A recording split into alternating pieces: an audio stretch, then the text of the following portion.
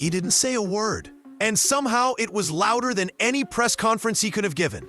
In a league built on highlight reels, fiery sound bites, and endless post-game quotes, Shedeur Sanders did something entirely different.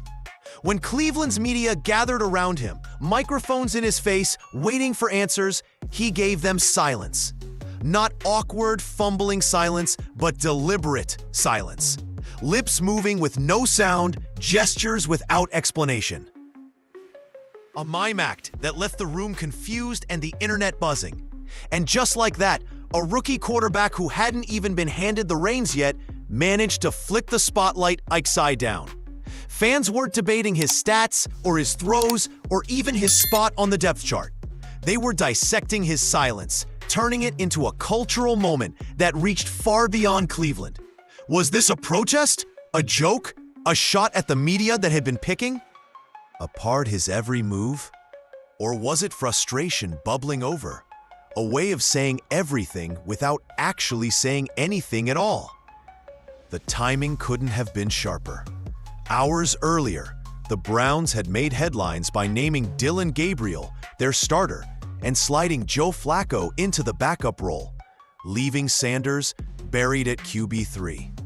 For a player drafted amid so much hype, with fans begging to see him unleashed, the decision stung, and his response, or lack thereof, poured gasoline on the fire. Because here's the truth. Shedeur Sanders isn't just another quarterback fighting for reps. He's a brand, a storyline, a figure the NFL is already positioning as part of its future. When he's on the field, he's electric. When he's off it, he still generates headlines. That's rare, and that's exactly why silence from him became deafening. The media, of course, jumped on it immediately. Headlines framed him as too good to talk. Commentators debated whether it showed immaturity or brilliance. Fans split down the middle, some laughing, praising him for trolling reporters, others demanding answers about his future in Cleveland. And with every take, every post, every meme, Sanders' stock only grew. But here's what makes this story bigger than one awkward press gag. That silence reflects something deeper. A brewing tension between the Browns' leadership, the fan base, and the league itself. It's about control, narrative, and whether the franchise knows what it really has in Sanders. So in this video, we're breaking it all down. The mime moment that shocked Cleveland's media, the quarterback shuffle that triggered it, the fan backlash, and what this all means for Sanders' future in the NFL. Because if this rookie can dominate the headlines without saying a single word, imagine what happens when he finally gets the chance to speak through his play. When most rookies sit down in front of the media, the expectation is simple. Answer the questions, give the usual cliches about working hard and staying ready, and move on. But Shedeur Sanders flipped that script in a way nobody saw coming. Reporters leaned in, asking him about his readiness, his role, and whether he was frustrated being stuck on the depth chart. And instead of responding with words, Sanders pantomimed his answers. Lips moving, gestures flying, but no sound coming out. It was like watching an NFL player audition for a silent movie, and the room didn't know what to make of it. For a few seconds, there was confusion. Was his mic off? Was this a prank? But when Sanders kept going, it became clear. This was intentional. And that silence, strangely enough, said more than a long-winded quote ever could. Clips of the moment spread across social media within minutes. TikTok had fun with it, dubbing frame lines over his silent answers with memes. Twitter X was split down the middle, some calling it genius for refusing to give the media more ammo, others slamming it as immature.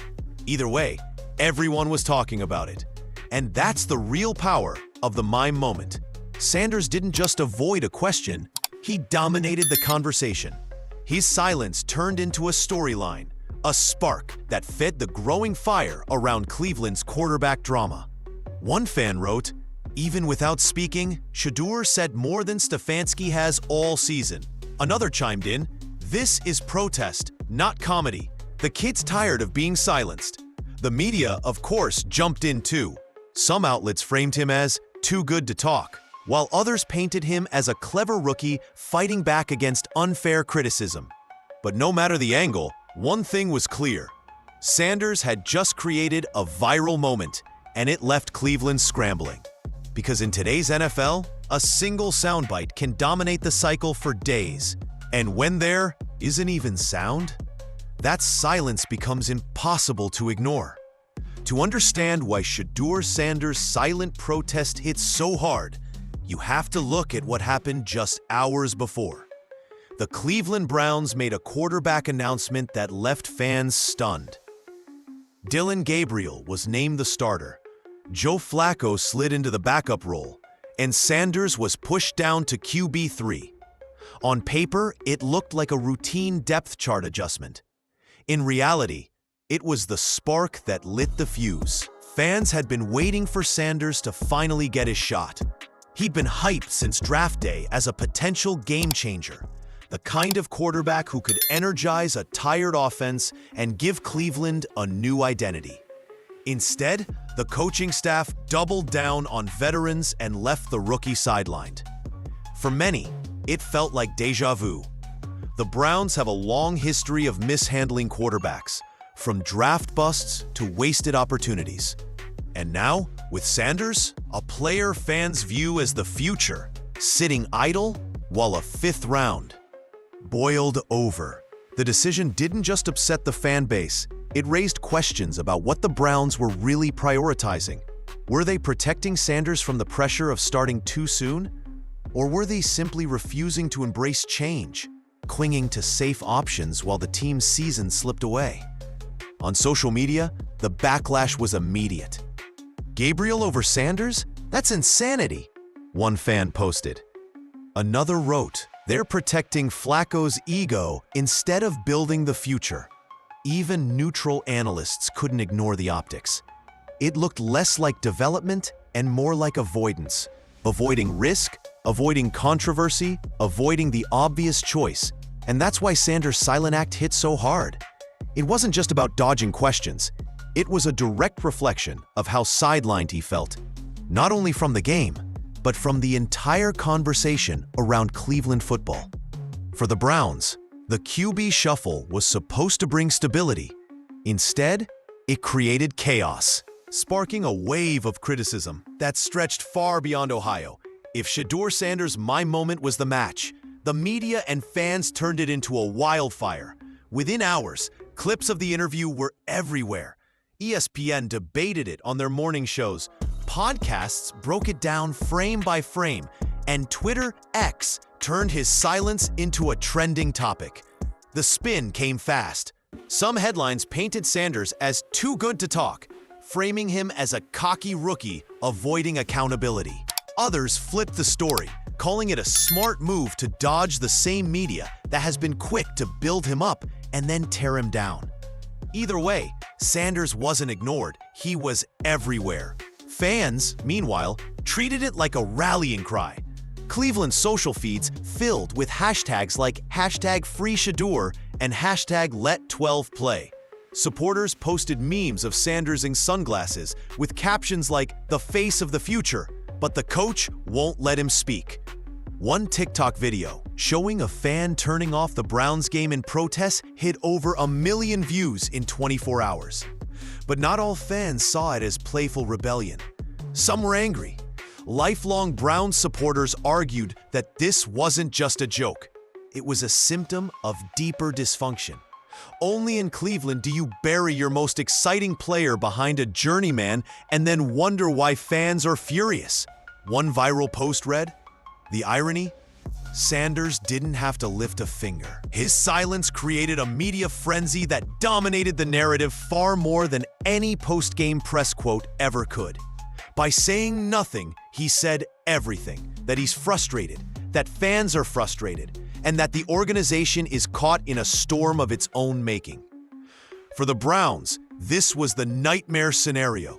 What was supposed to be a harmless depth chart move had turned into a PR disaster, one that left the team looking out of touch and the fan base louder than ever. And the pressure wasn't just coming from outside. Inside the Browns' own walls, cracks were starting to show. Behind the scenes, Cleveland's quarterback shuffle wasn't just causing noise on social media. It was creating real fractures inside the organization. For years, the Browns have tried to brand themselves as stable, disciplined, and methodical. But Sanders' situation exposed just how shaky that foundation really is. According to insiders, not everyone in the front office agreed with the decision to bury Sanders on the depth chart. General manager Andrew Berry, who had supported drafting him, reportedly pushed for more reps. His argument was simple. Sanders wasn't just a long-term project, he was a spark plug who could energize the roster and the fan base right now. But his voice seemed to fall on deaf ears. Head coach Kevin Stefanski doubled down, insisting the veteran options gave the team the best chance to win. On paper, that sounds reasonable, but in practice, it felt like a coach playing not to lose, rather than one willing to gamble on potential. For a fan base already tired of safe decisions that lead nowhere, it came across as more of the same old Cleveland story. Players noticed too. Some veterans reportedly questioned why Sanders wasn't given more opportunity, especially when the offense struggled. One defensive player was quoted saying, "We keep getting sent back on the field, gassed. Why not let the kid try?" It's the kind of locker room chatter that signals deeper frustration. And once it leaks out, it's nearly impossible to contain. Ownership wasn't immune either. Jimmy Haslam, the Browns owner, has always been known for impatience when it comes to underperformance. Sources suggest he was furious with the backlash, but torn between backing his coach and appeasing a restless fan base. Firing Stefanski mid-season could create chaos, but letting the situation fester could be worse. The truth is, Sanders' silence may have said what players and executives couldn't. There's a growing disconnect between the people making decisions and the people living with the results. And the spotlight isn't just on the Browns anymore. The league itself is paying attention, because when one rookie becomes the center of this much noise, the NFL brand is suddenly on the line too. Here's the thing about Shedeur Sanders. He isn't just another rookie quarterback waiting his turn. He's a walking storyline, a marketing magnet, and a player the NFL has quietly been positioning as one of its future faces.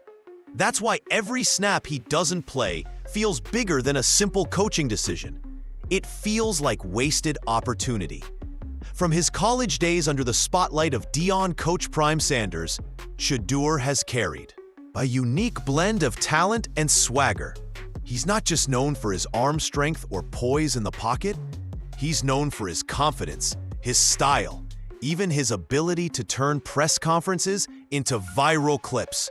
For a league that thrives on entertainment as much as competition, that makes him gold.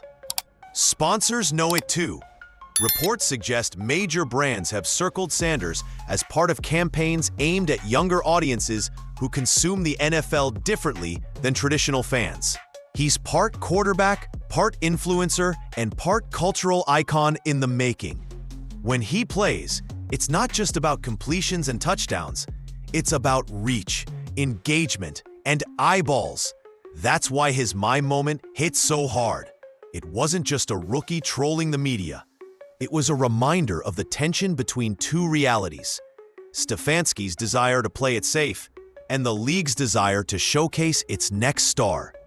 One side wants to control the depth chart. The other side wants to end it, but yet to maximize the business. And in the middle stands Shedeur, silenced on the field but louder than ever off it. For Cleveland, this isn't just a football question anymore. It's a branding question.